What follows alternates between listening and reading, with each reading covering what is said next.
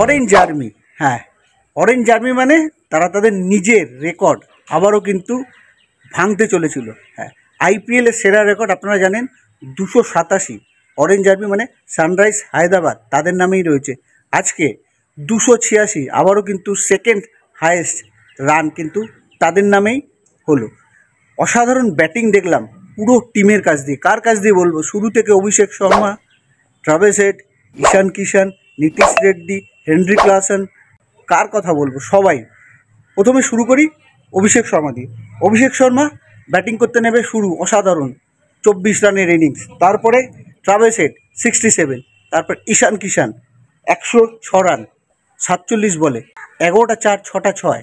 অসাধারণ ব্যাটিং পাওয়ার। ব্যাটিং পাওয়ার কাকে বলে বা ব্যাটিং কিভাবে করতে হয় টি20-তে, সেটা কিন্তু আজকে দেখিয়ে দিল সানরাইজ হায়দ্রাবাদ।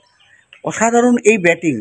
প্রথম ম্যাচেই হায়দ্রাবাদের হয়ে খেলতে নেমেই সেঞ্চুরি ঈশান কিষানের ব্যাটিং দেখে মুগ্ধ।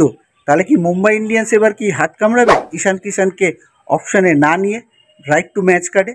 এই যে এত বড় টার্গেট, জানি না অর্থাৎ রাজস্থান রয়্যালস কীভাবে এই টার্গেট চেস করবে। এর আগে আজ অবধি আইপিএল হিস্ট্রিতে এই রান চেস হয়নি। আজকে দেখতে হবে আইপিএল হিস্ট্রিতে এই রান কি চেস করতে পারে নাকি হায়দ্রাবাদ জয় দিয়ে, অর্থাৎ আইপিএল হিস্ট্রির সেকেন্ড হায়েস্ট টোটাল হায়দ্রাবাদের, সেই হায়দ্রাবাদ আবারও কি জয় দিয়ে শুরু করে।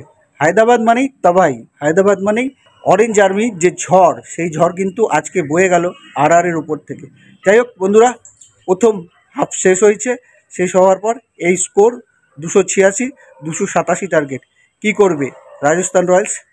ক্যাপ্টেন রিয়ান পারাগ, কারণ সঞ্জু স্যামসন আপনারা জানেন 3 ম্যাচের জন্য ক্যাপ্টেনশিপ করবে না, সেই জায়গায় রিয়ান পারাগ ক্যাপ্টেনশিপ করছিল।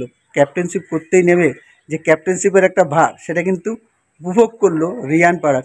যাই হোক, কেমন চেজ হয়, কী বৃত্তান্ত, সবই আপনাদের কাছে তুলে ধরবো এই স্পোর্টস লাভার্স চ্যানেলে। আর হায়দ্রাবাদের এই ব্যাটিং লাইন আপকে কী বলবেন, বিধ্বংসী এই ব্যাটিং লাইন আপকে অবশ্যই জানাবেন। ততক্ষণ ভালো থাকবেন, সুস্থ থাকবেন, আর খেলা আইপিএল দেখতে থাকবেন।